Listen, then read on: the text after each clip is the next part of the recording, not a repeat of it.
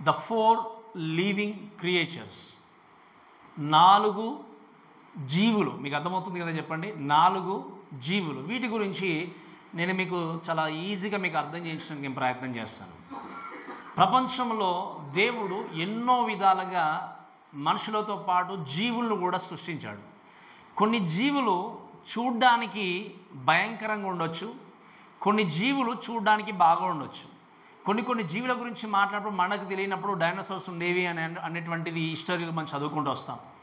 Even బైబిల్లో mention చేయబడినట్టుగా లెవితి అని అంటాం, అంటే ఇది లైక్ మకరం అనేటువంటి ఆ యొక్క దాని గురించి తెలుసుకుంటాం. ఈ విధంగా రకరకాల జీవులు ఉన్నా కూడా పరలోకములో దేవుడు మెన్షన్ చేసిన ఈ జీవుల గురించి మాట్లాడినప్పుడు ఇవన్నీ కూడా ఏంటి అంటే ఆకార విషయంలో కానీ వీటి గురించి ప్రస్తావించినప్పుడు ఈ యొక్క 4 జీవుల గురించి నేర్చుకుంటూ ఏ విధంగా మనము దేవుణ్ణి స్తుతించగలము అనే విషయాన్ని యోహాను క్లియర్గా మనకు రాసి తెలియజేస్తున్నాడు. కాబట్టి మీరు ఈజీగా గుర్తుపెట్టుకోవడానికి నేను చెప్పే మాట ఏంటి అంటే ఈ 4 జీవులు అంటే ఎవరు అంటే దేవుని యొక్క దూతలు. మీకు అర్థమవుతుంది కదా?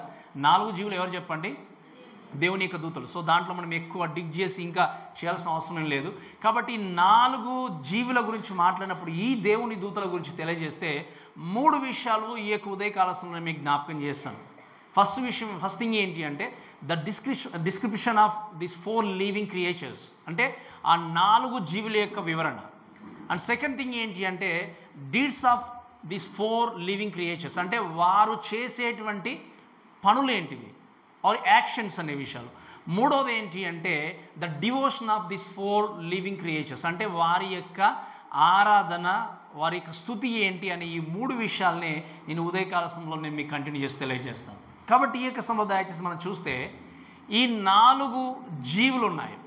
ఈ 4 జీవుల గురించి చూస్తే 6వ వచనంలో మనం గమనిస్తే 4వ అధ్యాయం 6వ వచనంలో మనం చదువుకున్నట్టుగా 2వ భాగం నుండి చూస్తే ఆ సింహాసనమునకు మధ్యను సింహాసనము చుట్టూను ముందు వెనుక కన్నులతో నిండిన 4 జీవులు ఉన్నాయి. ఇక్కడ చెప్పండి, మన లాస్ట్ వీక్ అంతా కూడా సింహాసనం ఎలా ఉంది, ఆ సింహాసనం ఎలా ప్రజ్వలిస్తుంది, ఎలా దేవుడు మహిమను కనపరుస్తూ ఉన్నాడనే విషయాన్ని నేర్చుకుంటూ వచ్చాం. కాబట్టి ఈ సమయంలో మొట్టమొదటిగా నేను మీతో మాట్లాడే విషయం ఏంటి అంటే the description of 4 living things, అంటే ఈ 4 జీవుల గురించి వివరణ గురించి మాట్లాడినప్పుడు 6వ వచనంలో చూస్తే అని చెప్పిన మాట ఏంటి అంటే సింహాసనం మధ్యను, సింహాసనము వాక్యంలో చూస్తే ఏముంది, సింహాసనము మధ్యను, అదేవిధంగా సింహాసనము ముందు వెనుక కూడా ఆ చుట్టూను కన్నులతో నిండిన 4 జీవులు ఉన్నాయి. కన్నులతో నిండిన 4 జీవులు. ఈ లోకంలో ఏ జీవి గురించి చూసినా దాదాపుగా ఎన్ని కన్నులు ఉంటాయి చెప్పండి? 2 కదా, మనిషికైనా జంతువుకైనా ఎక్కడ చూసినా దాదాపుగా 2 కన్నులు చూస్తాం. కానీ ఈ జీవుల గురించి మాట్లాడినప్పుడు, ఈ 4 జీవుల గురించి మాట్లాడినప్పుడు ఇక్కడ చెప్పాలి అంటే దేహం అంతా రెక్కలతో కూడా కలిసి అంతా కూడా ముందు వెనక అంతా కూడా కన్నులు ఉన్నట్టుగా దేవుని యొక్క వాక్యంలో చూస్తాం. సో ఇక్కడ ఈ యొక్క 4 జీవుల గురించి చూస్తే ఐజియాలో పోతే యెషయా గ్రంథంలో మనం ఎప్పుడూ చదువుకుంటాం, ఆరాధ్యంలో చూస్తే దేవుని సింహాసనం చుట్టూ చూసినప్పుడు పరిశుద్ధుడు పరిశుద్ధుడు పరిశుద్ధుడు అని చెప్పి నిత్యము దేవుని యొక్క దూతలు ఏం చేస్తున్నారు? స్తుతిస్తున్నారు అన్నట్టుగా చూస్తున్నాం. ఇది చాలామందికి పరిచయం ఉన్న వాక్యభావం. యెహెజ్కేలు గ్రంథం మీరు 1వ అధ్యాయం తర్వాత చదువుకోండి, అక్కడ కూడా 4 జీవుల గురించి ఆయన తెలియజేస్తూ రాస్తాడు. ఎవరు? యెహెజ్కేలు. కానీ ఇక్కడ గమనించాల్సింది ఏంటి అంటే సెరాపులు అనేటువంటి పదాన్ని మాత్రం కేవలము యెషయా గ్రంథము 6వ అధ్యాయంలో మాత్రమే మెన్షన్ చేస్తారు. సెరాపులు అనేటువంటి విషయం చూసినా, అదేవిధంగా సెరేబులు అనేటువంటి అంటే కెరేబులు అనే విషయం చూస్తాం మనం. సెరాపులు మాత్రమే కాదు, కెరేబులు అనే విషయం చూసినప్పుడు ఏంటి అంటే యెషయానేమో సెరాపులు అంటాడు, అలానే యెహెజ్కేలు ఏమో కెరేబులు అంటారు. ఈ విషయాలు చూసినప్పుడు ఈ క్లాసిఫికేషన్స్, దేవతల గురించి మాట్లాడినప్పుడు ఈ క్లాసిఫికేషన్స్ అంటాం. అందుకే మీరు చాలా మట్టుకు దేవుని దూత గురించి ప్రస్తావించినప్పుడు అది అని ప్రస్తావించడానికి ప్రయత్నం చేయకూడదు. ఆ దూత ఈ దూత అంటాం కదా మనము. ఎప్పుడు కూడా న్యూట్రల్ అంటే ఆలోచన చేస్తే ఫిమనైన్తో దేవుని యొక్క దూతలను దేవుడు పోల్చలేదు. వారు అని మనం మెన్షన్ చేయాలి. ఏం మెన్షన్ చేయాలి చెప్పండి? వారు అంటే న్యూట్రల్గా మస్కులైన్గా ఉంటుంటే వారు దేవుని యొక్క దూతలు. బైబిల్ ఎప్పుడు కూడా అవి అని ఎప్పుడు కూడా మెన్షన్ చేయబడలేదు. కానీ చాలామంది ఆ దూత అనే విషయం మెన్షన్ చేస్తారు. ఇది మీకు జ్ఞాపకం చేస్తున్నాను. సో ఇక్కడ ఉన్నటువంటి ఈ దూతల గురించి మాట్లాడినప్పుడు ఈ 4 జీవులు ఎవరు అంటే కెరూబులు అనే విషయం చూస్తాం. సెరపులు అనే విషయం చూస్తే ఏమేంటే దేవుణ్ణి స్తుతిస్తూ ముందుకు వెళ్తూ ఉన్నప్పుడు, కెరూబులు కూడా ఏంటంటే దేవుని స్తుతించడం మాత్రమే కాదు, దేవుని యొక్క సింహాసనాన్ని పరిరక్షించేటువంటి బాధ్యతను కలిగినటువంటి దేవుని యొక్క దూతలుగా మనం చూస్తాం. కెరూబుల గురించి మాట్లాడినప్పుడు బైబిల్లో మొట్టమొదటి ఎక్కడ చూస్తాం తెలుసా మీకు? ఎక్కడ చూస్తాం చెప్పండి? ఆది కాండంలో ఆదాము అవ్వ పాపం చేసిన తర్వాత బయటకు వెళ్ళగొట్టిన తర్వాత దేవుడు ఏం చేశాడు? ఆ యొక్క ఏ తోట చెప్పండి, అది ఏదెను తోట చుట్టూ కూడా దేవుడు కెరూబులను కూడా ఏం చేశాడు? ఆయన కావలిగా ఉంచి దాన్ని సంరక్షించడానికి నిలబెట్టినట్టుగా చూస్తాం. అలానే చూస్తే బైబిల్లో మనం ఆలోచన చేసినప్పుడు ఈ కెరూబుల గురించి చూస్తే ఏంటి అంటే దేవుని యొక్క మహిమను, సింహాసనాన్ని ప్రొటెక్ట్ చేసేటువంటి వ్యక్తులు ఉన్నప్పుడు మీకు అర్థం చేసుకోవాల్సిన విషయం ఏంటి అంటే యెహెజ్కేలు గ్రంథము 28వ అధ్యాయం మీరు తర్వాత చదువుకోండి, ఎందుకంటే సమయం మనకి ఎక్కువ లేదు కాబట్టి నేను ఓపెన్ చేయించట్లేదు మీకు. అక్కడ ఆలోచన చేస్తే కెరూబు అనేటువంటి ఒక దేవదూత ఉంటాడు. 28వ అధ్యాయంలో చూసినప్పుడు ఆ కెరూబు ఎవరు అంటే ఎవరో తెలుసా మీకు? సాతాను. సాతాను పడిపోకముందు లూసిఫర్గా, కెరూబుగా, దేవదూతగా ఉండి దేవుని సింహాసనమును, దేవుణ్ణి ఆయన ఏం చేశాడు? సింహాసనాన్ని ప్రొటెక్ట్ చేసేటువంటి స్థితిలో ఉండాల్సిన ఆ వ్యక్తి ఏం చేశాడు? హృదయంలో నిండుకున్నటువంటి పాపాన్ని బట్టి గర్వించి, నాకు దేవునికి ఇంకా ఏమి తక్కువ ఉంది, నాకు కూడా పరివారం ఉన్నారు నా వెనకాల, స్తుతించంటే ఒక కోయర్ లీడర్గా ఉన్నాడు చాలా మటుకు చెప్పారు. కాబట్టి నేను పాడుకుంటూ వెళ్ళినప్పుడు నా వెనకాల చక్కగా జనంగా ఉన్నారు, దేవదూతలు ఉన్నారు, నాకు కూడా ఒక సింహాసనం ఉంది, కాబట్టి నేను దేవుని సింహాసనం కంటే పైగా సింహాసనాన్ని వేస్తాను అని చెప్పేసి యెషయా గ్రంథము 12వ అధ్యాయంలో చూస్తాం. అక్కడ నేను వేసుకుంటాను అనుకున్నాడు కానీ ఇంకా వేసుకోలేదు. ఈ విధంగా గర్వించినప్పుడు వాక్యం చూసేది ఏంటంటే మీరు 28వ అధ్యాయంలో చూస్తే దేవుడు ఒకేసారి అంటే లూసిఫర్ను ఆకాశం నుండి త్రోసేసినట్టుగా చూస్తాం మనం. మీకు అర్థమవుతుంది కదా ఆకాశం నుండి ఏం చేస్తాడు? అందుకే వాక్యంలో ఒక మాట ఏముంది అంటే ఆ యొక్క కెరూబులో, లూసిఫర్లో పాపము కనబడినంత వరకు ఆ యొక్క దూత యథార్థవంతుడుగా ఉన్నాడు. ఎలా ఉన్నాడు చెప్పండి? అంటే పాపం కనబడేంత వరకు ఎలా ఉన్నాడు? యథార్థవంతుడుగా ఉన్నటువంటి ఆ దూత పడిపోయి కెరూబుగా ఏం చేస్తాడు? లోకానికి వచ్చేసి సాతానుగా అయిపోయి ఏం చేస్తాడు? ప్రజలందరినీ కూడా మోసం చేసే స్థితిలో ఉన్నట్టుగా మనం చూస్తాం. కాబట్టి ఈ విషయాలు గుర్తుపెట్టుకుంటూ దయచేసి మనం ముందుకు వెళ్ళాల్సింది ఏంటి అంటే మన వాక్యంలో చదివితే వాక్యం ఏమని చెప్పండి? వాటికి ముందు వెనుక కన్నులతో నిండిన 4 జీవులు ఉన్నట్టుగా చూస్తాం. సో ఈ విషయాల గురించి మాట్లాడితే they have a ice everywhere. ఏంటి చెప్పండి? కన్నులు మొత్తం కూడా ఉన్నాయట ముందు వెనక. అంటే దీని అర్థం ఏంటి అంటే దీనికి ఏ విధంగా రిప్రజెంటేషన్ చూపిస్తుంది అంటే దే ఆర్ సో అలర్ట్. అంటే ఏంటి? వాళ్ళు చాలా చక్కగా అలర్ట్ అయి ఉండి, ఇంకా చెప్పాలంటే దేవుని యొక్క వాక్యాలు చూస్తే ఏంటి అంటే వాళ్ళు అవేర్నెస్ను కలిగి ఉండి అంతటిని కూడా గమనించేటువంటి దూతలుగా ఉన్నారు. మీరు గుర్తుపెట్టుకోండి, ఈ విషయాలు భవిష్యత్తులో జరగబోయేటి. మీకు అర్థమవుతుంది ఈ విషయాలు ఏంటి చెప్పండి? భవిష్యత్తులో జరగబోయేటి. సో వీళ్ళు ఏం చేస్తున్నారు? అన్నీ కూడా గమనిస్తున్నారు ముందు వెనక. ఇక్కడ మీరు జ్ఞాపకం చేసుకోవాల్సింది ఏంటి అంటే అన్నీ కూడా గమనిస్తూ ఉన్నా కూడా ఈ యొక్క దూతలకి అన్నీ ఎప్పుడు కూడా తెలియదు. ఇది గుర్తుపెట్టుకోవాలి. అంటే దీన్ని మనం థియాలజికల్ టర్మ్లో ఏమంటారంటే ఓమ్నిషియన్స్ అంటాం. అంటే ఏంటి అంటే దేవుడికి మన ఏంటి భూతకాలము, తర్వాత ప్రస్తుత కాలము, భవిష్యత్తు కాలం తెలుసు. సాతానికి, దేవదూతలకి చెప్పండి, దేవదూతలకి ఏంటి తెలుసు చెప్పండి? సాతానికి, దేవుని యొక్క దూతలకి గడిచిపోయిన కాలం తెలుసు. మీ జీవితంలో ఏం జరిగిందో అన్నీ తెలుసు. అందుకే మిమ్మల్ని సాతాను శోధించాలనుకున్నప్పుడు మీ యొక్క భవిష్యత్తును బట్టి శోధిస్తాడా, లేకపోతే మీ యొక్క భూతకాలం పాస్ట్ని బట్టి శోధిస్తాడా? నువ్వు ఇలాంటి వ్యక్తివి, నువ్వు దేవునికి పనికిరావు, నువ్వు ఇంత ఘోరమైన పాపివి. ఎందుకు భవిష్యత్తును బట్టి శోధించడం అంటే సాతానుకు కూడా తెలియదు నెక్స్ట్ సెకండ్ ఏం జరుగుతుందో. చాలా జాగ్రత్త గుర్తుపెట్టుకోవాలమ్మా. ఏం జరిగిందో తెలుసు, ఇప్పటి వరకు ఏం జరుగుతుందో కూడా సాతానుకు తెలుసు. కానీ నెక్స్ట్ సెకండ్ ఏం జరుగుతుందో సాతాను కంటే దేవుడికి తప్ప ప్రపంచంలో ఎవరికి కూడా తెలియదు. కాబట్టి మీరు ఎందుకు భయపడాలి? ఇంకా సాతాను వేసేటువంటి శోధనలు బట్టి కానీ, కల్పించేటువంటి ఆ యొక్క అడ్డంకులను బట్టి కానీ ఏం జరుగుతుందో అని చెప్పి భయపడడానికి వీల్లేదు. ఎందుకంటే రేపు ఏం జరుగుతుందో నీ జీవితానికి సాతానుకు కూడా తెలియదు. అందుకే వాక్యం చూస్తాం, అపవాదిని ఎదిరించండి అప్పుడు వాడు మీ యుద్ధ నుండి. కాబట్టి మీరు ఏం చేయాలి? ఇప్పుడు నీకు భవిష్యత్తు అంటే నా భవిష్యత్తు నీకు తెలియదు, నా భవిష్యత్తు తెలిసినటువంటి ఏకైక వ్యక్తి దేవుడే కనుక ఆయన ఇచ్చిన ధైర్యాన్ని బట్టి నువ్వేం చేయాలి? ఖచ్చితంగా సాతానుతో, లోకంలో ఉన్నటువంటి అంధకార శక్తులతో పోరాడుతూ ఏం చేయాలి? దేవుని కొరకు నిలబడాలి. ఈరోజు ఎంతోమంది భయపడుతూ జీవితాన్ని కొనసాగించే ఉంటారు, కానీ రిమెంబర్, గాడ్ నోస్ ఎగ్జాక్ట్లీ నీ జీవితానికి ఏం జరగబోతుందో. సో ఈ యొక్క దూతలకి ఏంటి అంటే అన్నీ కూడా తెలిసిన బట్టి, అన్నీ అంటే దేవునిలాగా అంతటా కూడా ఎప్పుడు కూడా తెలిసేది కాదు. ఇంకా చెప్పాలంటే చెప్పాను మీకు చాలాసార్లు, యేసుక్రీస్తు అంతటా ఉండే దేవుడు, కానీ సాతాను ఇప్పుడు ఈ సెకండ్లో ఇక్కడ ఉండి నెక్స్ట్ సెకండ్లో అమెరికాలో అయిన ఉంటాడు, కానీ అంతటా ఎప్పుడు కూడా ఉండే వ్యక్తి కాదు. అంటే ఏకకాలంలో ఒకే సమయంలో అంతటా ఉండే అధికారము ఏ దూతకు కూడా దేవుడు ఇవ్వలేదు.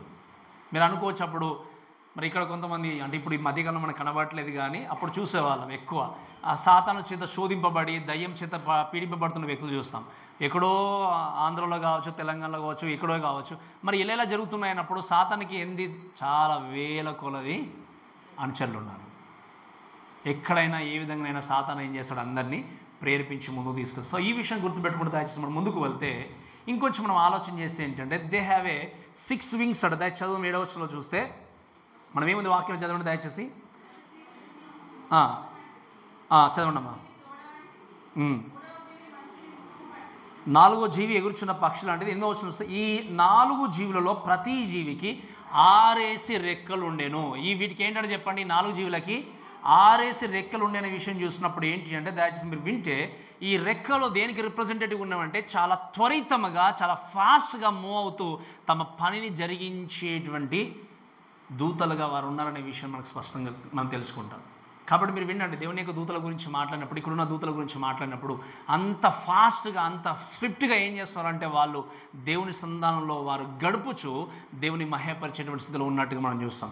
అంతేకాకుండా చూస్తే దేవుని యొక్క వాక్యాలు గమనిస్తే ఇంకా మనం చూస్తాం కదా, ఫుల్ ఆఫ్ ఐస్ అనుకున్నప్పుడు వారి జ్ఞానానికి దానికి సూచనగా ఉన్నట్టుగా చూస్తాం. ఇవన్నీ మాట్లాడిన తర్వాత ఇంకొంచెం మీకు ముందుకు వెళ్తున్నప్పుడు మీకు అర్థమవుతుంది. ఈ జీవుల గురించి మాట్లాడినప్పుడు వాళ్ళ గురించి చూస్తే వర్స్ 7లో చూస్తే ఏముంది అంటే, మొదటి జీవి ఎటువంటిదో చెప్పండి? సింహము వంటిది. రెండవ జీవి దూడ వంటిది. మూడవ జీవి మనిషి వంటిది. తర్వాత 4వ జీవి ఏంటి చెప్పండి? ఎటువంటిది? పక్షి వంటిది, అంతే కదా. సో మొదటి జీవి ఏంటి అంటే సింహము వంటిది అనే విషయం చూస్తాం. ఈ సింహాన్ని గురించి మాట్లాడినప్పుడు ఏంటి అంటే, సింహం గురించి చూస్తే టాక్స్ అబౌట్ ఏంటి? స్ట్రెంగ్త్, పవర్ కదా. ఇప్పుడు ప్రపంచంలో ఆలోచన చేసినప్పుడు అడవికి రాజు అంటే ఎవరు చెప్పండి? అది ఎప్పుడు కూడా బలానికి, తన యొక్క ఏంటి గాంభీర్యానికి సూచనగా ఉన్నట్టుగా చూస్తాం. ఈ విషయాన్ని బట్టి చూస్తే ఒక మాట వినండి, యేసుక్రీస్తు లోకానికి వచ్చినప్పుడు ఎలా వచ్చాడు చెప్పండి? మౌనిగా ఉన్నటువంటి గొర్రెపిల్లగా లోకానికి వచ్చాడు. ఇప్పుడు ఎలా రాబోతున్నాడు? ఎలా చెప్పండి? కోదమ సింహంలాగా. అంటే మీరు వాక్యంలో గమనిస్తే ఇదే 5వ అధ్యాయం 5వ వచనం చదవండి దయచేసి. ప్రకటన గ్రంథం 5వ అధ్యాయం 5వ వచనం, అదే పేజ్లో చదవండి దయచేసి.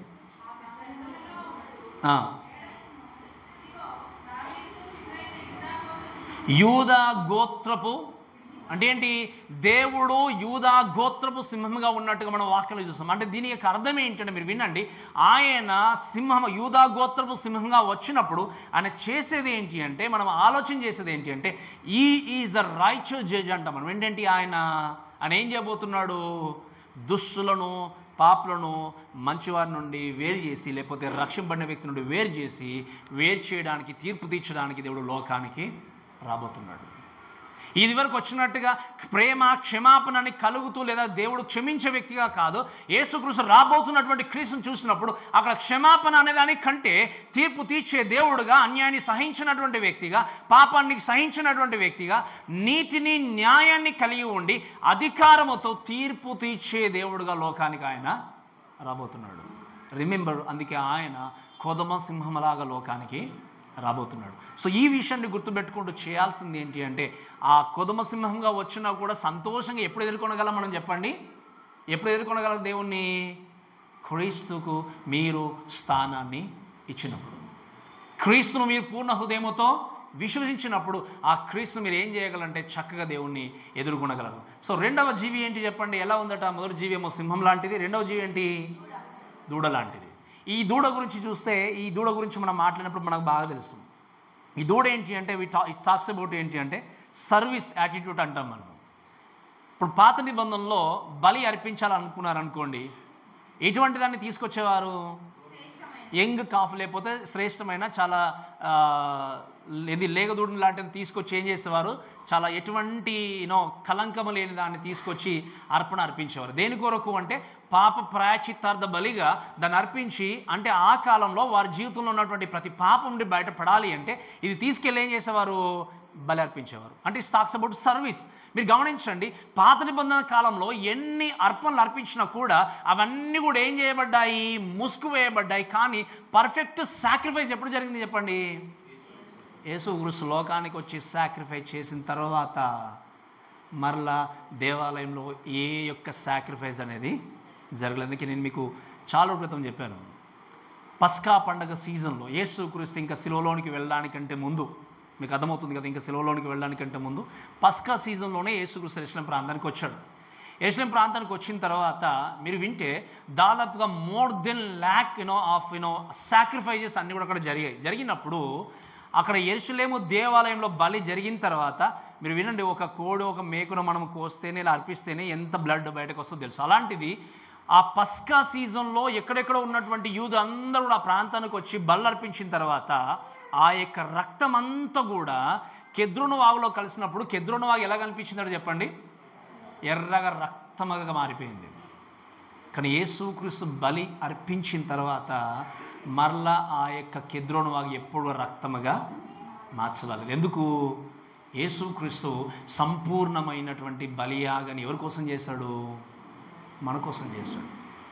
నీవు నేను కూడా అర్పణకు అర్పింపబడానికి వెళ్ళడానికి స్థితిలో ఉన్నప్పుడు, పాపానికి ప్రాయశ్చిత్తంగా మన జీవితాన్ని అర్పించాల్సిన స్థితిలో ఉన్నప్పుడు, నేను మీకు బదులుగా ఉన్నానని చెప్పేసి మనకు బదులుగా దేవుడు చేసింది ఏంటి అంటే, నీ కొరకు నా కొరకు ఆయన మౌనంగా ఉన్నటువంటి గొర్రెపిల్లలాగా కల్వరిలోనికి వెళ్ళి ఏం చేశాడు చెప్పండి? ప్రాణాన్ని అర్పించాడు. అందుకే ఆయన రక్తమును, ఆయన త్యాగాన్ని మర్చిపోకూడదు ఎప్పుడు కూడా నీ జీవితంలో. Every day should remember the blood of Jesus cleanse our sins. ఆయన రక్తము మన పాపాన్ని ఏం చేస్తుంది చెప్పండి? కడిగి వేస్తుంది. ఆయన త్యాగాన్ని ఎప్పుడు కూడా ఆయన త్యాగాన్ని మర్చిపోయావు అంటే ఆయన ప్రేమను విస్మరించినట్టే లెక్క. కాబట్టి ఈ విషయం గుర్తుపెట్టుకుని దయచేసి మనం ముందుకు వెళ్తే మూడో జీవి చూద్దాం. మూడో జీవి ఏంటి చెప్పండి? మనిషిని పోలినటువంటి జీవి గురించి మాట్లాడినప్పుడు టాక్స్ అబౌట్ ఏంటి అంటే holiness and talks about humility of Christ or humanity of Christ. అంటే ఏంటి? యేసుక్రీస్తు గురించి మాట్లాడినప్పుడు ఆయన లోకానికి ఎలా వచ్చాడు చెప్పండి? మానవుడిగా లోకానికి వచ్చాడు. ఆయన మానవుడిని దేవుడు సృష్టించింది ఏంటి అంటే పవిత్రతను కలిగి పరిశుద్ధతను కలిగి దేవుణ్ణి స్తుతించాలని దేవుడు సృష్టించాడు. కానీ మానవుడు ఏం చేశాడు? తాను తిననటువంటి పండు ద్వారా, ఆజ్ఞ అతిక్రమము ద్వారా ఏం జరిగింది? పాపము లోకానికి వచ్చింది. ఈ పాపము పోవాలి అంటే అపవిత్రత లేనటువంటి, పాపము లేనటువంటి వ్యక్తి ఏం చేయాలి? బలి అర్పించబడాలి. అందుకే మీరు చూస్తే లోకంలో ఆదముని మొదలుకొని ఇప్పటి వరకు చూసిన ఎవరు కూడా అటువంటి త్యాగమును కానీ అటువంటి బలి అర్పింపబడడానికి ఎవరు కూడా అర్హత కలిగిన వ్యక్తులు కాదు. కాబట్టి ఏం చేశాడు యేసుక్రీస్తు? మానవుడిగా లోకానికి వచ్చి మన కొరకు ఆయన ఏం చేశాడు అంటే తగ్గించుకొని మానవ రీతిగా రిక్తునిగా చేసుకొని తన బలిగా అర్పింపబడినట్టుగా మనం చూస్తాం. అందుకే నేను మరొకసారి జ్ఞాపకం చేస్తాను, ఎవ్రీడే ప్రతిరోజు ఆయన సాక్రిఫైస్ని జ్ఞాపకం చేసుకున్న వ్యక్తి ఆయన కొరకు జీవించగలరు, ఆయన కొరకు బ్రతకగలరు. ఈరోజు నిజంగా ఏదో మన వాక్యం హెబ్రీయులకు రాసిన పత్రికలు చూసాం, కోళ్ళ దూడల యొక్క రక్తము, మేకల యొక్క రక్తము పాపానికి విడుదల కలిగించలేవు. మరి నీ జీవితానికి విడుదల ఇచ్చింది ఎవరు అంటే యేసుక్రీస్తు. నీ జీవితానికి రక్షణ ఇచ్చింది ఎవరు అంటే యేసుక్రీస్తు. ఆయన కొరకు నమ్మకంగా జీవిస్తూ ఈ యొక్క థ్రోన్ దగ్గర, ఈ యొక్క సింహాసనం దగ్గరికి మనము చేరుకోవడానికి సిద్ధంగా ఉండాలి. అక్కడికి చేరాలి అంటే, పరలోక రాజ్యంలో మనం అందరం కూడా వెళ్ళి ఆనందించాలి అంటే ఇక్కడ క్రీస్తు రక్తం యొక్క విలువను ఏం చేయాలి? గుర్తించాలి. సిలువలో ఉన్నటువంటి దొంగ క్రీస్తు యొక్క రక్తం ఒక పక్క కాచబడుతున్నప్పుడు, అంతే కదా, ఆయన సిలువలో మాట్లాడుతున్నంతసేపు నిజంగా రక్తము కారుతుందా కారట్లేదు చెప్పండి? ఆయన మేకులు చేతుల్లో కానీ కాళ్ళకు కానీ మేకులు కొట్టినప్పుడు ఆ ఒక ప్రక్క రక్తం అంతా వెళ్ళిపోతున్నప్పుడు ఒక్క వ్యక్తి ఏమో ఆయన రక్తం యొక్క విలువను గుర్తించాడు, ఇంకొక వ్యక్తి ఏం చేశాడు చెప్పండి? ఆ రక్తం యొక్క విలువను, ఆ త్యాగం యొక్క విలువను గుర్తిరగలేదు. ఈరోజు దేవుని యొక్క స్వరం వినిపింపబడుతుంది, దేవుని యొక్క మాటలు వినిపింపబడుతున్నాయి. ఆయన యొక్క మాటల్ని, ఆయన త్యాగాన్ని, ఆయన విలువను, ఆయన వాక్యాన్ని గుర్తించిన వ్యక్తి, ఆ విలువను గుర్తించిన వ్యక్తి ఆయనతో పాటు నిత్యత్వములో పరలోకంలో సహవాసం చేయడానికి సిద్ధంగా ఉన్నాడు. ఆయన మాటలు గుర్తించినటువంటి వ్యక్తి నిత్య అగ్నిలో ఎవరితో చెప్పండి, పడిపోయిన దూతలతో, సాతానుతో సహవాసం చేయడానికి సిద్ధంగా ఉన్నాడు. కాబట్టి ఈ విషయాలు గుర్తుపెట్టుకుంటూ దయచేసి మనం ముందుకు వెళ్దాం. ఇంకొక 4వ జీవి ఎవరు చెప్పండి? ఇంకా పక్షిరాజు గురించి చూస్తే, ఈ పక్షిరాజు ఏంటి అంటే మీరు గమనిస్తే ఇదేంటి అంటే, ఇది కూడా ఏంటి అంటే లైక్ స్పీడ్ గురించి కూడా చూస్తాం. అంటే ఏంటి, మనం ఆలోచన చేసినప్పుడు ఈ పక్షిరాజు ఏంటంటే చాలా స్పీడ్గా ముందుకు వెళ్తూ సర్వీస్ చేసినట్టుగా కూడా మనం గమనిస్తాం. కాబట్టి వీటన్నిటి గురించి మనం ఆలోచన చేసినప్పుడు దేవుని యొక్క వాక్యంలో చూస్తే, ఈ పక్షిరాజు గురించి ఇంకా మనం ఆలోచన చేసినప్పుడు దేవుని యొక్క వాక్యంలో చూస్తే అంటే ఏంటి, దాని గురించి నేను మీకు తర్వాత ఎక్స్ప్లెయిన్ చేస్తాను. స్పీడ్ గురించి మాట్లాడినప్పుడు ఏంటంటే నేను తర్వాత మీకు కింది వర్షంలో మనం చూస్తాం.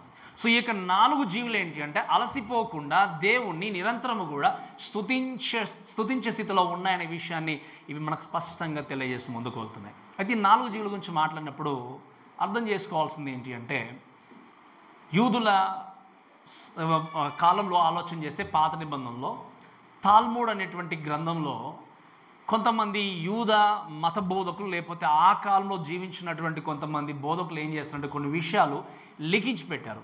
ఆ విషయాల గురించి మాట్లాడినప్పుడు ఏంటి అంటే, there are 4 primary forms of life in God's creation అంటారు. ఏంటంటే అక్కడ వాళ్ళు రాసిపెట్టింది ఏంటి అంటే 4 రకమైనటువంటి ప్రాణులతో చేయబడినటువంటి సృష్టిని దేవుడు క్రియేట్ చేశాడు. ఆ క్రియేషన్లో మొట్టమొదటిగా ఏంటి అంటే ఈ 4 జీవులు ఉన్నట్టుగానే మొట్టమొదటిగా సింహం లాంటిది, రెండవది ఏంటి చెప్పండి దూడ లాంటిది, మూడవది ఏంటి మనిషిని పోలి లాంటిది, 4వది ఏంటి చెప్పండి పక్షి లాంటిది. ఈ 4 ఉన్నప్పుడు ఇశ్రాయేలు జనాంగం గురించి మాట్లాడినప్పుడు ఎన్ని గోత్రాలు ఉన్నాయి చెప్పండి? ఎన్ని?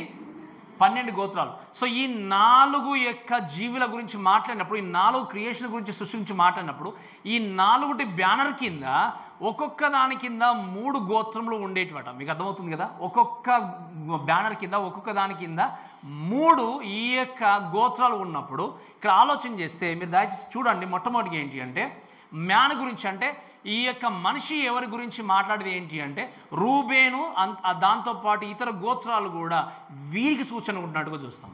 అంటే మీకు అర్థం చేసుకోవాలని నేను చెప్తా ఉన్నాను. ఈ యొక్క మనిషి అనేది రూబేన్ గోత్రానికి సూచనగా ఉంది. అంతేకాకుండా ఈగల గురించి మాట్లాడినా, పక్షి గురించి మాట్లాడిన ఏంటి అంటే దాను అనేటువంటి గోత్రానికి ఇంకొక 2 గోత్రాలతో పాటు దానికి సూచనగా ఉన్నట్టుగా చూస్తాం.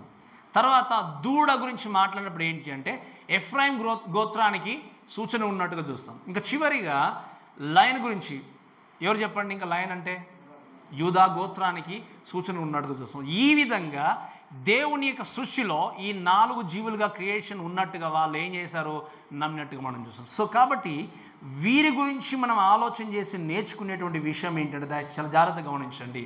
ఈ 4 జీవులు నిరంతరం కూడా దేవుణ్ణి స్తుతిస్తూ మహిమపరుస్తూ ఉన్నట్టుగా చూస్తాం. సో ఇది అంతా కూడా ఏంటి అంటే description of the 4 living things, అంటే వీటి యొక్క వివరణ ఏంటి అనే విషయం మనం చూస్తాం. ఇక్కడ నెక్స్ట్ ఇంకా రాబోయేటువంటి ఈ 2 విషయాలు చాలా ఇంపార్టెంట్. చాలా జాగ్రత్తగా మీరు వినండి. చాలా చక్కగా మనం గ్రాప్స్ చేసి ముందుకు వెళ్దాం. రెండవ విషయం ఏంటి అంటే the deeds of 4 living creatures. అంటే ఏంటి, మరి వీటి యొక్క పని ఏంటి? మీకు అర్థమవుతుందా? వీటి ఏ విధంగా వీళ్ళు యాక్టివిటీ కలిగి ఉండి ఏ విధంగా ముందుకు వెళ్తున్నారు అనుకున్నప్పుడు దయచేసి 9వ వచనం చదవండి. దయచేసి 9వ వచనం. ఆ సింహాసనంలో ఆసీనుడై ఉండి యుగయుగములు జీవించున్న వానికి మహిమయు ఘనతయు ఆ కృతజ్ఞతలు కలుగును గాకని ఆ జీవులు ఏం చేస్తున్నాయి? ఈ 4 లివింగ్ థింగ్స్ గురించి మాట్లాడినప్పుడు ఈ లివింగ్ క్రియేచర్స్ వర్షిపింగ్ గాడ్ ఏం చేస్తున్నారు? వీళ్ళ పని ఏంటి చెప్పండి? దేవుణ్ణి స్తుతిస్తున్నారు. దేవుని వాళ్ళు ఏం చేస్తున్నారు? మహిమపరుస్తున్నారు అంటూ చూస్తాం. సో 9వ వచనంలో చూస్తే యుగయుగాలు జీవిస్తున్నటువంటి దేవునికి వాళ్ళు ఏం చేశారు? మహిమయు ఘనతయు ఆ కృతజ్ఞతలు కలుగును గాక అని చేస్తున్నారు. ఏంటి మీరు వినండి చాలా జాగ్రత్తగా. మహిమ, ఘనత, ఇంకేంటి చెప్పండి? ఆ కృతజ్ఞతలు చెల్లించినట్టుగా దేవుని యొక్క వాక్యను చూస్తాం. సో వీటి గురించి మనము ఆలోచన చేసేది ఏంటి అంటే చాలా జాగ్రత్త వినాల్సింది ఏంటి అంటే ఈ మహిమ, ఘనత, ప్రభావములు ఎవరికి ఆరోపిస్తున్నారు వీళ్ళు? అక్కడ ఏమని రాయబడింది చెప్పండి? ఇంకా యుగ యుగములు జీవిస్తున్నటువంటి దేవుడికి. మీరు చాలా జాగ్రత్త వినట్టు ప్రియమైన దేవుడు గారి యొక్క విషయం బట్టి కొన్ని విషయాలు మీకు జ్ఞాపకం చేసిన ముందుకు వెళ్తాను. దేవుని యొక్క ఇక్కడ ఉన్నటువంటి ఈ 4 జీవుల యొక్క పని ఏంటి అంటే యుగ యుగములు జీవిస్తున్నటువంటి దేవునికి మహిమ ప్రభావములు కృతజ్ఞతలు చెల్లించడమే వారి యొక్క పని. ఇక్కడ మీరు వినండి చాలా జాగ్రత్తగా. యేసుక్రీస్తు లోకానికి వచ్చి మరణించి తిరిగి లేచిన తర్వాత మనం ఆలోచన చేస్తే, నేను చాలాసార్లు మీకు జ్ఞాపకం చేశాను, మన దేవుడు మరణించిన తర్వాత ఆ మరణముతోనే దేవుని యొక్క చరిత్ర అనేది ఆగిపోలేదు. ఆయన మరణించిన తర్వాతనే ఆయన ఉనికి అనేది ఆగిపోలేదు. కాబట్టి మీరు వినండి, యేసుక్రీస్తు పుట్టక ముందే లోకంలో ఉన్నటువంటి దేవుడు, యేసుక్రీస్తు పుట్టక ముందే ఆయన సర్వ సృష్టిని సృష్టించినటువంటి దేవుడు. అందుకే యోహాను సువార్తలో చూస్తాం ఏంటి అంటే, మనము ఆయన లేకుండా ఏది కూడా కలగలేదు. ఎవరు లేకుండా చెప్పండి? యేసుక్రీస్తు లేకుండా ఏది కూడా. అందుకే ఆయన నిరంతరము జీవించేటువంటి దేవుడు. మనందరికి ఉన్నటువంటి ధైర్యం ఏంటి అంటే, మీరు చాలా జాగ్రత్త వినండి, మనకున్నటువంటి ధైర్యం ఏంటి అంటే, ఒక మాట వినండి, లోకంలో ఎవరిని ఎక్కువ వెంబడిస్తారు చెప్పండి? ఎవరిని వెంబడిస్తారు? మీ జీవితంలో నిజంగా చాలా సక్సెస్ కలగాలనుకున్నారు అనుకోండి, సక్సెస్ఫుల్గా జీవితాన్ని కొనసాగించాలనుకున్నప్పుడు, విజయాన్ని పొందుకొని జీవించాలనుకున్నప్పుడు ఎవరిని వెంబడిస్తారు? ఎవరిని చెప్పండి? ఎవరైతే జీవితంలో సక్సెస్ అయ్యారో, అంతే కదా? ఎవరైతే జీవితంలో సక్సెస్ అయ్యారో, ఎవరైతే విజయ బాటలో వెళ్తున్నారో వారిని వెంబడిస్తూ వాళ్ళ నుండి నేర్చుకుంటూ ముందుకెళ్తారు. మీరు వినండి, ఇక్కడ నీవు మరణించిన తర్వాత నీ యొక్క ఆత్మ అనేది కానీ నీ దేహము కానీ ఎక్కడో గాలిలో కలిసిపోతుందని చెప్పడానికి లేదు. ఎందుకు అంటే, నీ జీవితాన్ని విడిపించినటువంటి దేవుడు ఏమైపోయాడు, ఎక్కడ ఉన్నాడని కాదు. ఎందుకంటే నీ యుగ యుగములు జీవించే దేవుడు గనక, జీవించే దేవుడు మాత్రమే నేను నిరంతరం జీవింపజేయగలడు. నేను చెప్పినప్పుడు మీకు బాగా అర్థమైంది అనుకుంటాను. యుగ యుగములు జీవించే దేవుడు మాత్రమే మీ జీవితానికి నిత్యత్వాన్ని ఇవ్వగలడు. అందుకే మీరు వినండి, ఆయన సమాధిని జయించి తిరిగి లేవకపోతే మళ్ళీ తిరిగి లేపుతాడా? పోనీ మనం నిరీక్షణ ఉంచేవాళ్ళమా దేవుని మీద? పోయిన ఆయన మీద నిజంగా నమ్మకం ఉంచి విశ్వాసం ఉంచి ప్రభా నేను వెంబడిస్తామని చెప్పేవారం కాదు. ఎందుకు? ఆయన మరణాన్ని జయించి మరణపు ములుడు విరిచి ఏం చేశాడు? యేసుక్రీస్తు తిరిగి లేచాడు. కనుకనే ఒకరోజు నీవు నేను మరణించినప్పుడు సమాధిని సహితం ఏం చేస్తాడు దేవుడు? ఓపెన్ చేసి తెరచి నీ జీవితాన్ని, నీ ఆత్మను, నన్ను నిన్ను విడిపించి దేవుడు నిత్యత్వములో ఆయనతో పాటు కూర్చుకోవడానికి మార్గాన్ని సుగమం చేశాడు. ఈరోజు మాట్లాడిన ప్రేమ దేవుని బిడ్డ దయచేసి వినండి, నువ్వు ఆరాధిస్తున్నటువంటి దేవుడు మరణించి సమాధిలో ఉన్న దేవుడు కాదు. నువ్వు ఆరాధిస్తున్నటువంటి దేవుడు ఏమైపోయాడో తెలియదన్నటువంటి విధంగా కాదు. నువ్వు ఆరాధిస్తున్నటువంటి దేవుడు సజీవుడుగా నిరంతరము జీవిస్తున్నటువంటి దేవుడు. ఈరోజు దూతలు దేవుని స్తుతించడానికి తన పని కొనసాగించినప్పుడు మీరు గమనించండి, ఎందుకోసం మనం క్రియేట్ చేయబడ్డాము? గట్టిగా చెప్పండి, ఎందుకోసం క్రియేట్ చేయబడ్డాం? ఎందుకోసం సృష్టింపబడ్డాం మనము? ఆయనను స్తుతించడానికి, ఆయనతో సరైనటువంటి సహవాసాన్ని కొనసాగించండి. గమనించండి, మీ యొక్క ప్రైమరీ టాస్క్, మన యొక్క ప్రైమరీ టాస్క్ ఏంటి? ప్రైమరీ అంటే తెలుసు కదా, మొట్టమొదటిది ప్రాధాన్యత కూడినటువంటి విధి ఏంటి అంటే మనది దేవుణ్ణి హృదయపూర్వకంగా ఆరాధించడం. మన జీవితాన్ని దేవుడు ప్రేమించి లోకంలోనికి నిన్ను పంపించాడు అంటే, లోకంలోనికి నిన్ను ఆయన ఏం చేశాడు? ఒక స్త్రీగాను పురుషునిగాను సృష్టించి లోకంలో ఇక్కడ తీసుకువచ్చి ఈ ప్రాంతంలో ఈ విధంగా మనుషుల మధ్యలో నిలబెట్టాడు. దానికి కారణం ఏంటి అంటే ఆయన్ను హృదయపూర్వకంగా ఆరాధించాలని. అది మన ప్రైమరీ టాస్క్, అంతే. దాని తర్వాత ఏదైనా దేవుడు ఈ లోకాన్ని సమస్తాన్ని కూడా దానికోసమే క్రియేట్ చేస్తున్నట్టుగా దేవుని యొక్క వాక్యం చూస్తాం. కాబట్టి ఈ విషయాలు గుర్తుపెట్టుకున్న వ్యక్తులుగా దేవుని నిజంగా నువ్వు ఏ విధంగా స్తుతించగలిగే వ్యక్తి ఉన్నావు ఒక్కసారి నీ జీవితంలో పరీక్షించుకోవాలి. నువ్వు దేవుని స్థలంలో మీరు గమనించినందుకే నేను ఎప్పుడు చెప్తా ఉంటాను, మన జీవితంలో కేవలం ఆదివారం మాత్రమే చర్చకు వచ్చి వెళ్ళిపోయేవారంటే మరలా ఇంకా వారి జీవితంలో కనీసం కొంతమందికి ప్రార్థన చేసే అవకాశం కూడా ఉండదు, అంటే ఏంటి సమయం కూడా ఉండదు. కొంతమందికి నిజంగా కనీసం దేవుడు స్తుతించి మరొక్కసారి చర్చకు వచ్చి చూపించే అవకాశం కూడా ఉండదు. ఈ ఉన్న ఒక్క రోజుని, ఉన్న ఒక్క అవకాశాన్ని మనం సద్వినియోగం చేసుకోకుండా ఉండకపోతే, and you never ever may not get in a time to worship again. మీరు దేవుని నిజంగా ఆరాధించే అవకాశం మరలా మనకి రాకపోవచ్చు. కాబట్టి ఈ విషయం గుర్తుపెట్టుకుంటూ దయచేసి ముందుకు సాగినట్టయితే ఇంకొన్ని విషయాలు చూద్దాం. దయచేసి చూడండి, ఆ విధంగా మనం చూస్తే వాళ్ళు ఏం చేస్తారు? ఈ 4 జీవులు కీర్తిస్తున్నప్పుడు, స్తుతిస్తున్నప్పుడు వాళ్ళకి ఏం జరిగింది అంటే, అక్కడ వారిని బట్టి వారితో పాటు ఇంకో కొంతమంది వచ్చి దేవుణ్ణి ఆరాధిస్తున్నారట. ఎవరు చెప్పండి వాళ్ళు? 10వ వచనం చదవండి దయచేసి.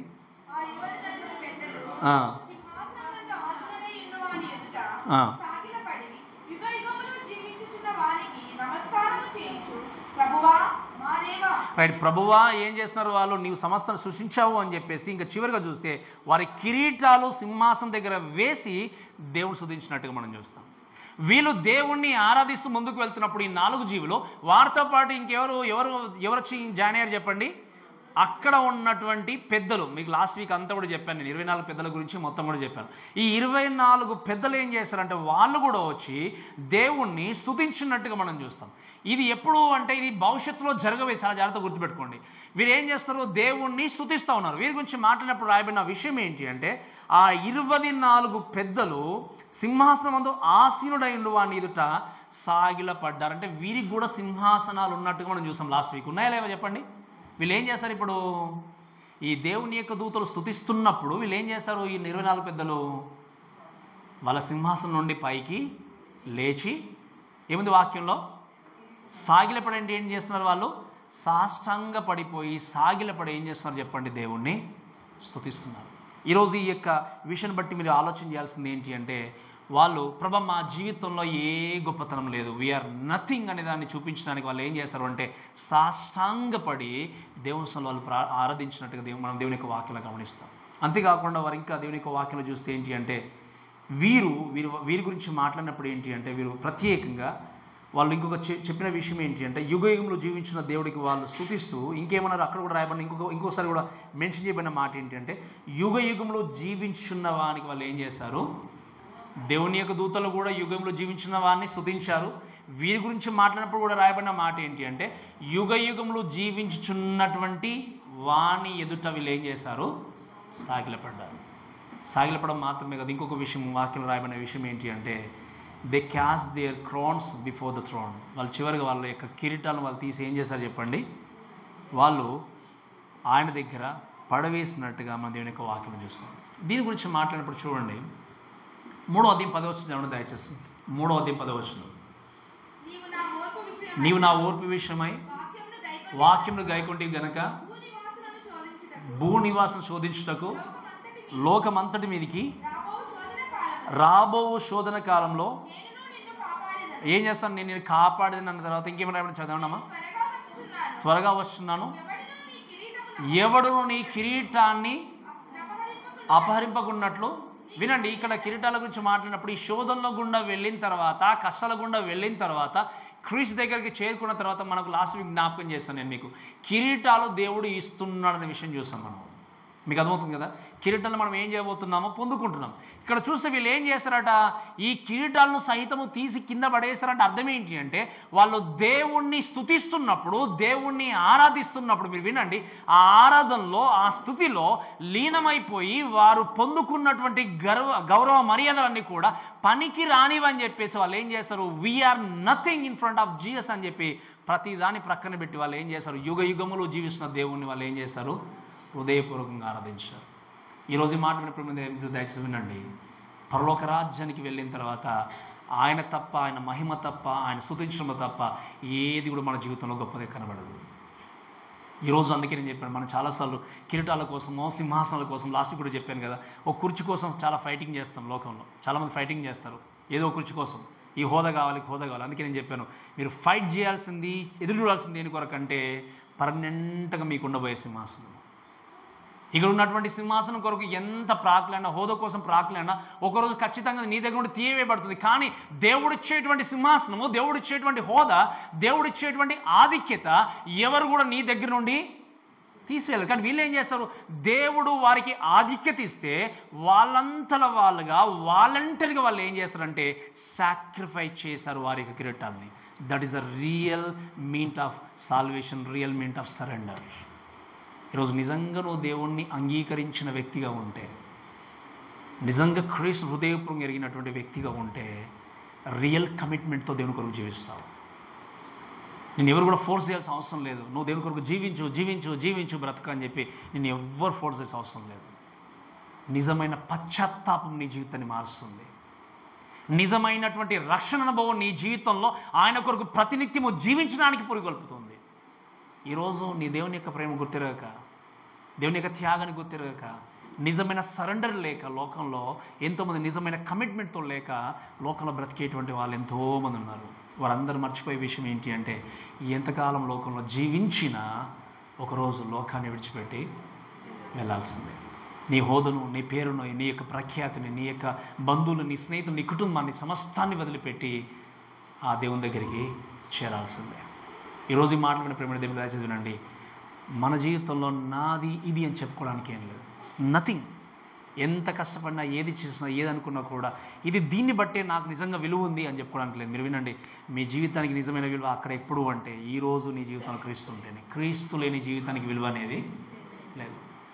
మనుషులు మేబీ గుర్తించకపోవచ్చు, మనుషులు మిమ్మల్ని అసహించుకోవచ్చు, మనుషులు మిమ్మల్ని నిజంగా బాధపడవచ్చు, కానీ గుర్తుపెట్టుకోండి, మీరు క్రీస్తును కలిగి ఉంటే మిమ్మల్ని విలువ కలిగిన వ్యక్తిగా దేవుడు ఏం చేయబోతున్నాడు, అక్కడ నిలబెట్టబోతున్నాడు.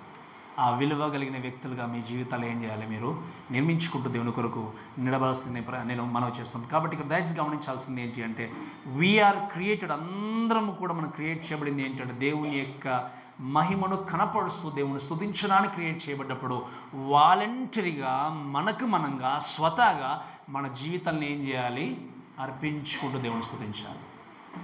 అర్పణ అంటే తెలుసు కదా మీకు.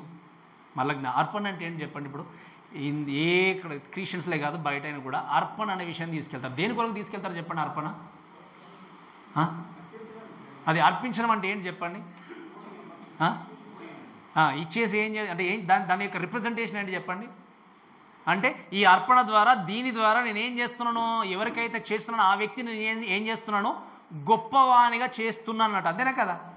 ఏదైనా తీసుకెళ్తున్నావు, నువ్వు ఏం చేస్తున్నావు, తీసుకెళ్ళి ఇగో దీన్ని బట్టి నేను నిన్ను గొప్పగా చేస్తున్నాను, నిన్ను నేను స్తుతిస్తున్నాను, నిన్ను గౌరవిస్తున్నాను అని చెప్పి చెప్పడానికి సూచన. మీరు వినండి, నిజంగా మీరు దేవుణ్ణి ఎప్పుడు మహిమపరచగలరు అంటే మీ జీవితాన్ని సజీవయాగంగా మీరు ఏం చేసినప్పుడు, అర్పించుకున్నప్పుడు. మీ జీవితాన్ని సజీవయాగంగా మీరు అర్పించుకోలేనంత కాలము దేవుడు స్తుతించలేరు. మీ జీవితాన్ని సజీవయాగంగా దేవుడికి అప్పగించుకోలేనంత కాలము దేవుడిని మీరు ఎప్పుడు కూడా మహిమపరచలేరు. కేవలము పెదవుల నుండి వచ్చేటువంటి అర్పణగా ఉండొచ్చు, పెదవుల నుండి వచ్చేటువంటి ఆరాధనగా ఉండొచ్చు, కానీ హృదయపూర్వకమైనటువంటి ఆరాధన ఏంటి అంటే సజీవయాగంగా మీ జీవితాన్ని మీరు ఏం చేయాలి. అది ఏదో ఫోర్స్తోనో లేకపోతే నిజంగా ఒత్తిడితోనో వచ్చింది కాదు. నీ ఇన్వర్డ్గా వాలంటరీగా నీకు నీవుగా స్వతహాగా ప్రభువా ఇదిగో దేవా నా జీవితము మీరు ఏం చేయండి, నన్ను అంగీకరించండి అని చెప్పి ఏం చేయాలి, దేవునిలో ప్రార్థించాలి, దేవుని ఆరాధించాలి. అటువంటి ఆరాధన నువ్వు చేయగలుగుతున్నావా? అటువంటి ఆరాధన దేవుడు కోరుకునే వ్యక్తి. ఇంకా చివరికి మాట చెప్పిన ముగిస్తుంటాడు. మూడవది ఏంటి అంటే the devotion of 4 living things. వాళ్ళు ఎటువంటి అంటే మీరు ఇప్పటివరకు దేవుణ్ణి ఆరాధించారనే విషయం చూస్తాం. ఇక్కడ మూడో విషయం ఏంటంటే ఎలా ఆరాధించారు. మీకు అదో డివోషన్ గురించి మాట్లాడినప్పుడు ఎలా దేవుణ్ణి ఆరాధించారు అనుకున్నప్పుడు ఒకసారి దయచేసి 8వ వచనం చదవండి. వర్స్ 8, 8వ వచనం, 8వ వచనం, 4వ అధ్యాయం 8వ వచనం.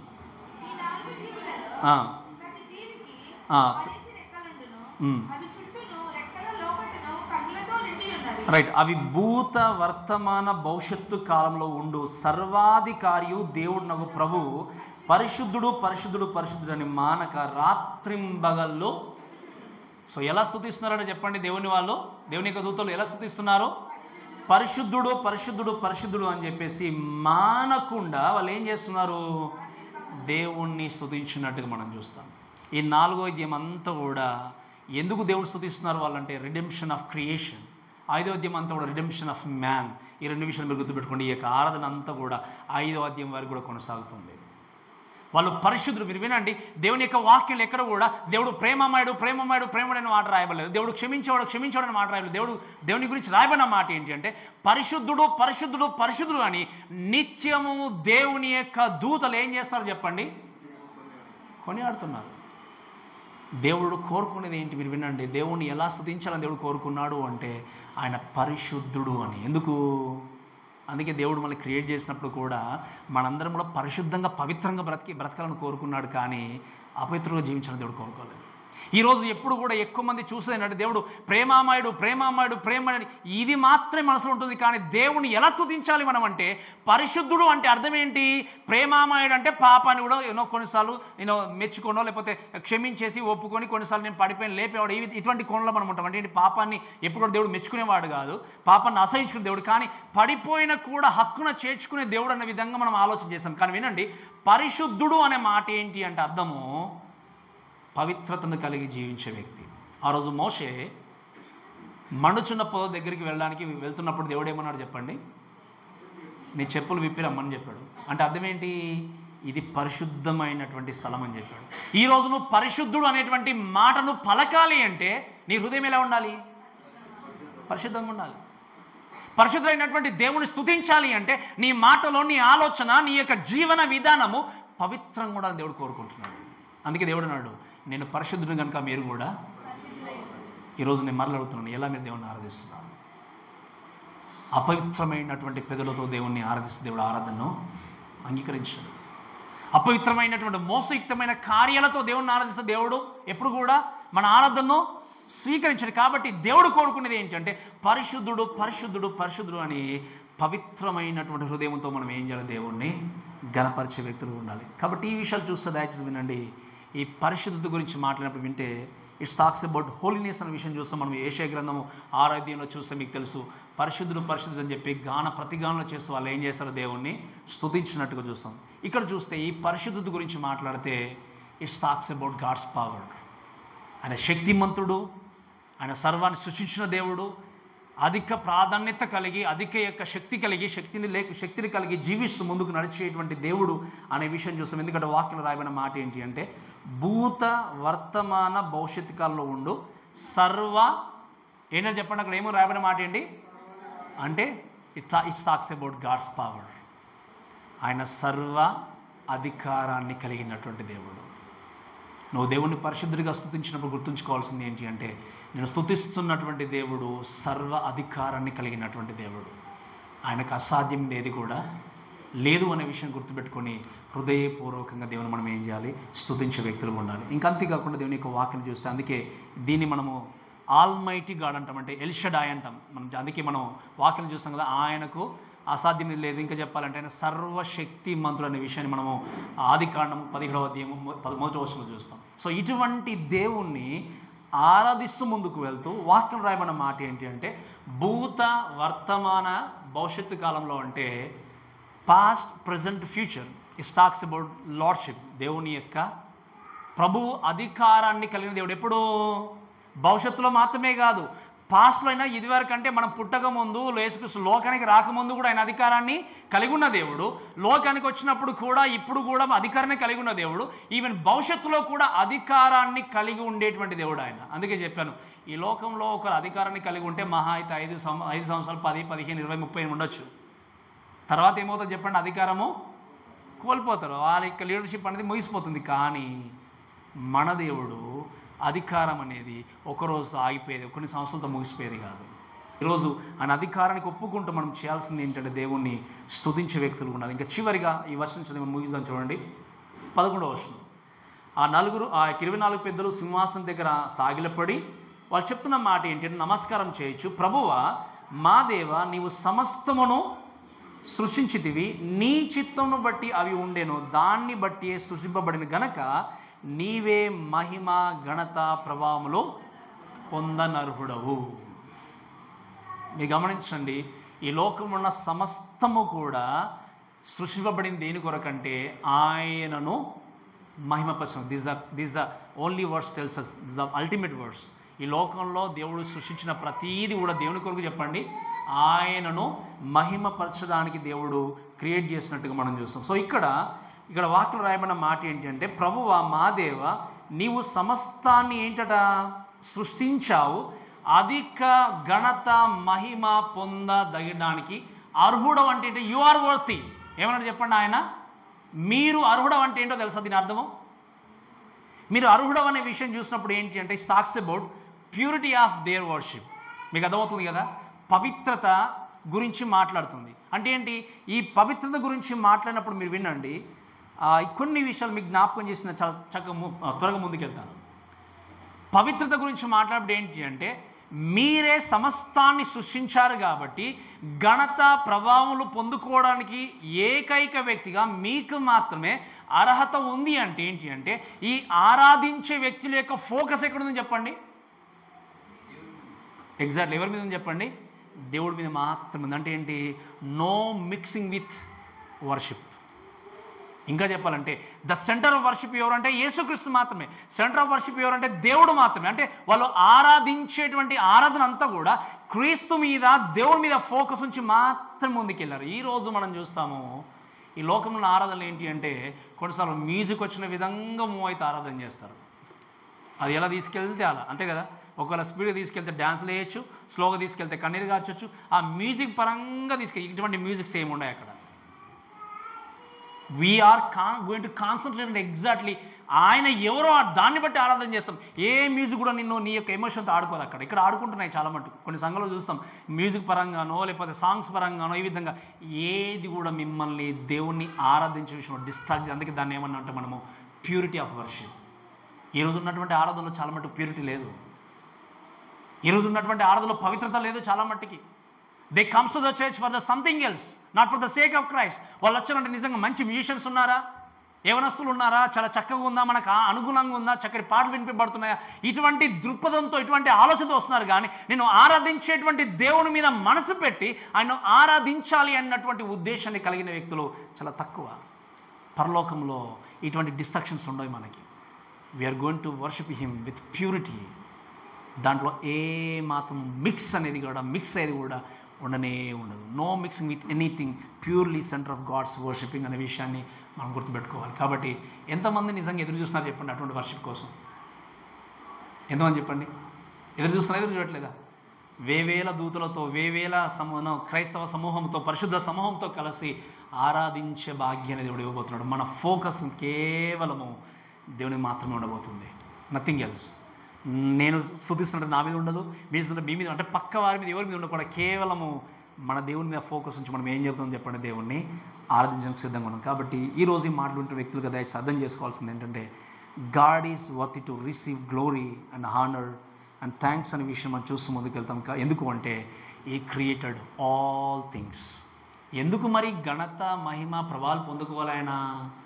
ఎందుకంటే సమస్తాన్ని చేసింది ఆయన. అంటే ఇప్పుడు సమస్తాన్ని చేసింది వ్యక్తిని ఆయన అంటే సమస్తంలో మీరు ఉన్నారా లేరా?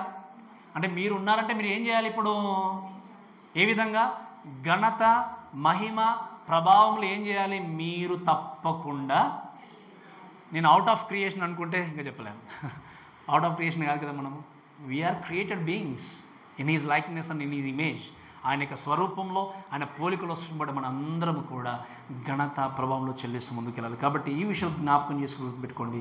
We are created to worship our God just like ఈ యొక్క కెరూబిం. అంటే కెరూబుల్లాగా, ఈ కెరూబు వలె మనందరం కూడా దేవుణ్ణి స్తుతించడానికి సిద్ధంగా ఉన్నాం. వాళ్ళకి రెక్కలు ఉన్నాయి. దేవుని చక్కగా వాళ్ళు ఏం చేస్తారో చెప్పండి. ఆ రెక్కల గురించి అన్నిటి గురించి నేను మీకు తెలియజేస్తాను. ఈ విధంగా వాళ్ళు అపియరెన్స్ని కలిగి ముందుకు తీసుకెళ్ళి దేవుని స్తుతించినప్పుడు you have a hands to worship Jesus. ఎలా?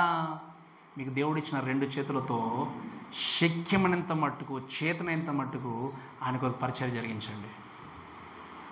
ఎంతమంది నమ్మకం ఉన్నారు ఈ విషయంలో? ఎంతమంది నమ్మకం చెప్పండి. మీకున్నటువంటి మైండ్తో, అంటే మీకున్నటువంటి ఈ యొక్క మైండ్, ఈ యొక్క మనసుతో సత్యమైనటువంటి వాక్యాన్ని స్టోర్ చేసుకొని దేవుడు స్తుతించాలి. వాక్యం ఏముంది? దేవుని ఆరాధించేవారు, దేవుడు ఆత్మ కనుక ఆరాధించేవారు.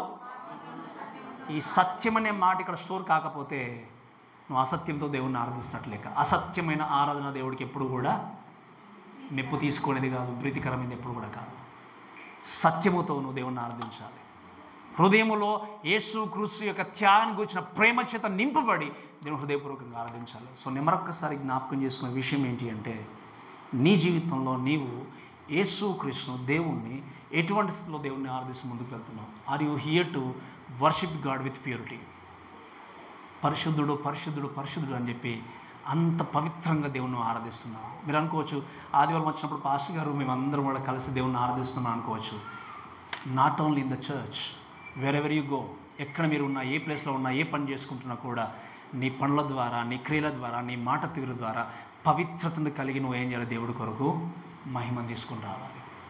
అందుకోసం దేవుడు క్రియేట్ చేస్తాడు మనల్ని. ఈరోజు ఒక్కసారి మీ జీవితాన్ని పరీక్షించుకోండి. నిజంగా దేవుడు మీరు అలా ఆరాధిస్తున్నారా? ఆరాధించట్లేదు అంటే మిమ్మల్ని చేసినందుకు దేవుడు బాధపడుతున్నాడేమో. మీరు క్రియేట్ దేవుడు చేసినప్పుడు సమస్తాన్ని దేవుడు తన ఆనందం కొరకు చేసుకున్నాడు. దేవుడు మనం ఎన్నోసార్లు మన క్రియల ద్వారా దేవుని బాధ పెట్టాము. ఎన్నోసార్లు మన యొక్క నడవడిక ద్వారా, మన మాట ద్వారా, మన యొక్క చేతుల ద్వారా ఎన్నోసార్లు దుఃఖపరిచాము. ఒకవేళ గడిచిపోయిన సమయాన్ని పక్కన పెట్టి ఫ్రమ్ టుడే ఆన్వర్డ్స్ ఒకవేళ నువ్వు నిజంగా సరైన ఆరాధన చేయకపోతే, సరైన విధంగా దేవుని యొక్క మహిమ కొరకు జీవించకపోతే, నీ పని విషయంలో జీవించలేకపోయావేమో, నీ మాట తీరులో నువ్వు జీవించలేకపోయావేమో, నీ యొక్క నడవడికలో జీవించలేకపోయామో, ఈ రోజు నుండి అయిన ప్రభువా నా మాట చేత నేను పవిత్రంగా మిమ్మల్ని ఆరాధిస్తాను, నా నడవడిక చేత మిమ్మల్ని ఆరాధిస్తాను, నా మనసుతో నేను ఆరాధిస్తాను, నా పనులతో నేను మిమ్మల్ని ఆరాధిస్తాను. నేను లేచింది మొదలుకొని పడుకునేంత వరకు కూడా పరిశుద్ధతను పవిత్రతను కలిగి ప్రభువా మిమ్మల్ని నేను స్తుతించగలుగుతాను ప్రభువా అని మీరు అనుకున్నప్పుడే, నిర్ణయించుకున్నప్పుడే అప్పుడు మీకు అర్థమవుతుంది దేవుడు ఎందుకు మిమ్మల్ని సృష్టించాడు అని. సృష్టింపబడిన వ్యక్తిగా ఘనత, మహిమ, ప్రభావములు ఆయనకు ఆరోపిస్తూ దేవుని మహిమపరుస్తూ ముందుకు సాగుతాం. కాబట్టి ఈ మాటలను మనల్ని దేవుడు దీవించి ఆస్వాదించును కాక. ఆమేన్.